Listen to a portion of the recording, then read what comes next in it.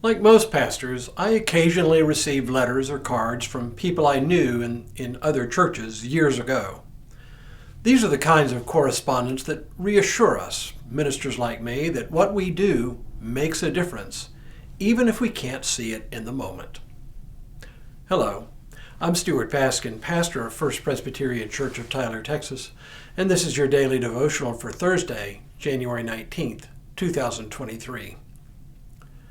The notes I receive often say something like, "Dear Stuart, I don't know if you remember me."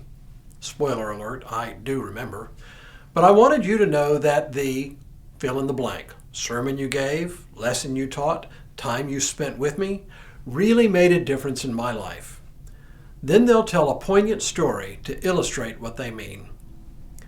At the time they refer to, I know that I was just doing my regular job, which I do sometimes better and sometimes worse, and sometimes with a distracted mind. Today's daily lectionary reading from the Gospel of Mark speaks to this very thing.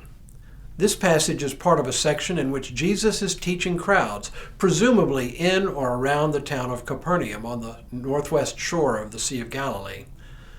The one we read yesterday used an agricultural metaphor to describe the growth of the kingdom of heaven. It was the parable of a sower casting seeds on the soil. Today's reading involves two metaphors also concerning seeds, but with a slightly different point. Jesus also said, "The kingdom of God is as if someone would scatter seed on the ground and would sleep and rise night and day, and the seed would sprout and grow. He does not know how. The earth produces of itself first the stalk, then the head, then the full grain in the head. But when the grain is ripe, at once he goes in with his sickle because the harvest has come." He also said, "With what can we compare the kingdom of God, or what parable will we use for it? It is like a mustard seed, which, when sown upon the ground, is the smallest of all the seeds on earth. Yet when it is sown, it grows up and becomes the greatest of all shrubs, and puts forth large branches, so that the birds of the air can make nests in its shade."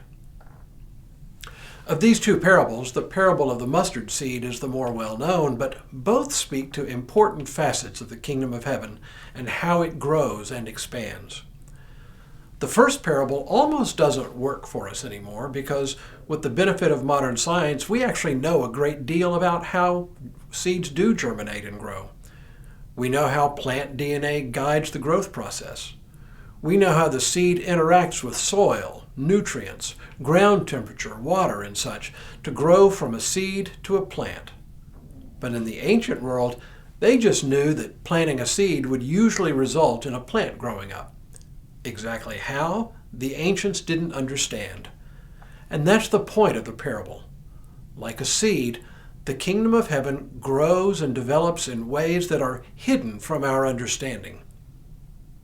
Extending on this idea, the parable of the mustard seed highlights the notion that the kingdom of God starts with something unimaginably small, only to turn into something massive in size. Indeed, no one looking at a mustard seed, goes the logic, would ever guess that it would produce a plant the size of a mustard tree. In the same way, the kingdom of heaven grows not from large-scale endeavors, but from an infinite number of small, individual relationships and conversations. A lot has been made of the large-scale evangelistic campaigns like the Billy Graham Crusades, but the truth is, the vast majority of people at these events were already committed Christians whose job was to influence the smaller number of curious souls. This is no slap at Billy Graham or his efforts, but rather a reminder that throughout history people have come into the faith for one simple reason: a friend invited them. A one-on-one conversation about the faith, an invitation to church, an expanding web of relationships that the newcomer encounters. This is how the kingdom grows. Those occasional notes I receive from people I knew in years past are my reminder that the kingdom almost always grows out of words said or kindness is shown that we may not realize at the time planted a seed. And out of the accumulation of these individual events and encounters, a mighty kingdom grows. As one famous Texas university says in its advertising, what starts here changes the world. That may be marketing propaganda for a university, but it is an accurate description of how the kingdom grows. Tomorrow, fear and faith in the middle of a lake. But for now, may God continue to bless you and keep you in all that you do, this day and in all the days ahead.